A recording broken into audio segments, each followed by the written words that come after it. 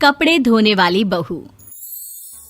शादी के पहले से ही विभा को कपड़े धोने का बड़ा शौक था। कभी नल के नीचे तो कभी तालाब के पास। अरे मेरी नीली वाली लुंगी नहीं दिख रही है।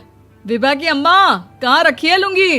अरे वो तो विभा ने परसों ही धोकर रखी थी आपकी अलमारी में, देखो वहीं होगी। वो ना मैंने आज धो दी, मुझे लगा कि गंदी हो गई होगी। अरे कैसे गंदी हो गई थी? उसे तो मैंने पहना भी नहीं। हे भगवान, इस लड़की के कपड़े धोने की आदत से परेशान हो गया हूँ मैं।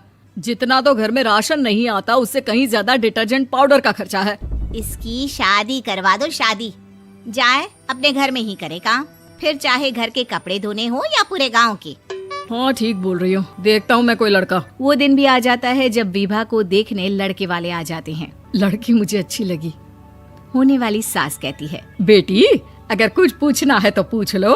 वैसे तो हमारी लड़की बहुत ही शर्मीली है, जो बोल दो वो मान लेती है, इसे क्या पूछना होगा। अरे कैसी बात कर रही हो माँ, मुझे इन लोगों के घर रहना है, सवाल तो कई है। हाँ हाँ बेटा, पूछ लो ना, क्या पूछना है। आप लोगों के घर कपड़े कौन धोता है? सास का मुंह बन जाता है।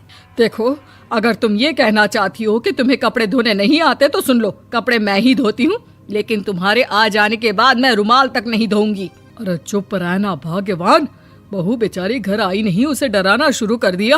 वो क्या है ना बिटिया, अभी तक तो ये कल्लू की माँ ही धोती थी, लेकिन अब तुम्हारे पापा तो दहेज में वॉशिंग मशीन देंगे ही।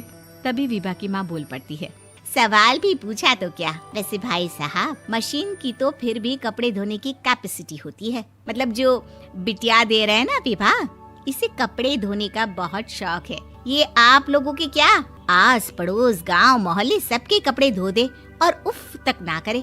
बाहर देखा नहीं आपने कितने कपड़े सूख रहे हैं? सब हमारी बिटिया ने ही तो धोए हैं। बस भी करो ना माँ, शर्म आ रही इतनी तारीफ सुनकर।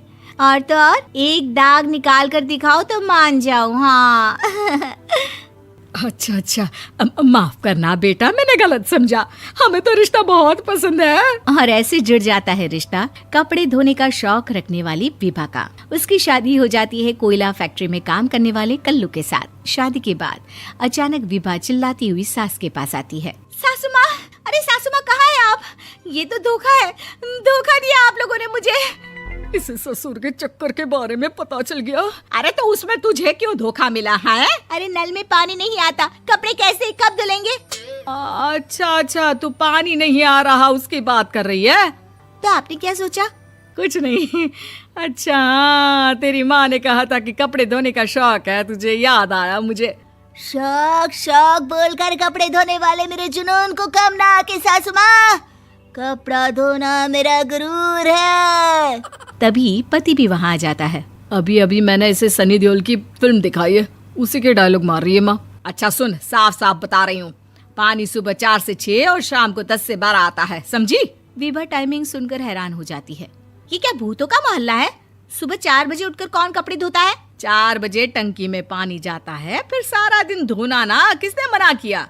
अरे कैसी बात कर रही हैं? 200 लीटर की टंकी में कितने कपड़े धो लूंगी मैं, सुबह ही उठ जाऊंगी मैं। अब क्या था, विभा सुबह 4 से लेकर रात के 12 बजे तक कपड़े ही धोती रहती। एक रोज सास पड़ोस से निकलकर कहीं जा रही होती है कि साथ वाली कहती है, हाँ कल्लू की माँ, जरा ये बताओ कि 2 साड़ी है, 2 ब्लाउज और एक पेटीकोट और एक नाड़े वाला लंबा कच्छा। हाँ तो? अरे तो क्या, कितना लोगी धुलाई ये बताओ। धोबन दिख रहे हैं हम क्या? हमारे पति सरकारी नौकरी से अभी अभी रिटायर हुए हैं और बेटा सुपरवाइजर है कोयला फैक्ट्री में। धोबन समझ रखा है हमें?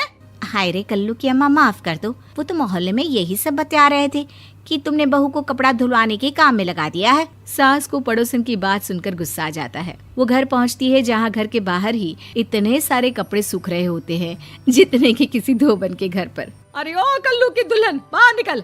माँ जी यहीं आ जाओ, बाथरूम में चादर धो रहे हैं हम। अरे अभी हम धोते हैं, तुमको बाहर निकलो। ये आस पड़ोस वाले बोल रहे हैं कि हम बहू से कपड़े धुलवा कर उसे कपड़ा धोने वाली बना दिए हैं।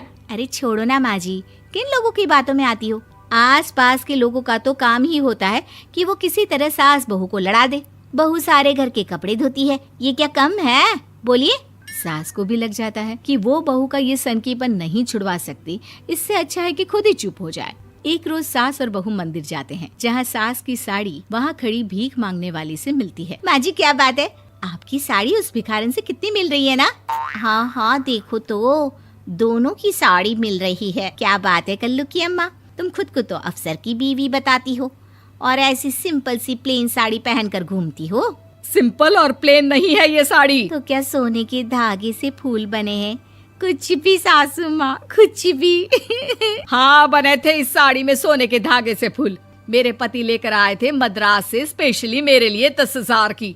ताहे भाई साहब इस भिखारन के लिए भी सेम टू सेम साड़ी लेकर आए होंगे 10,000 की।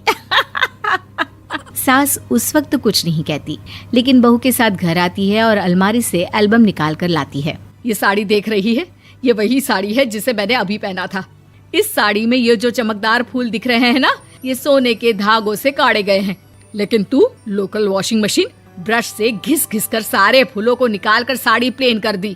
मुझे माफ कर दीजिए सासू माँ। और तो और, जब मैंने तुझे तेरी गलती के लिए कुछ नहीं कहा, लेकिन तूने तो सबके सामने मेरा मजाक ही बना दिया। क्यों? बहू को समझ में आ जाता है कि अब से उसका कपड़े धोना बंद।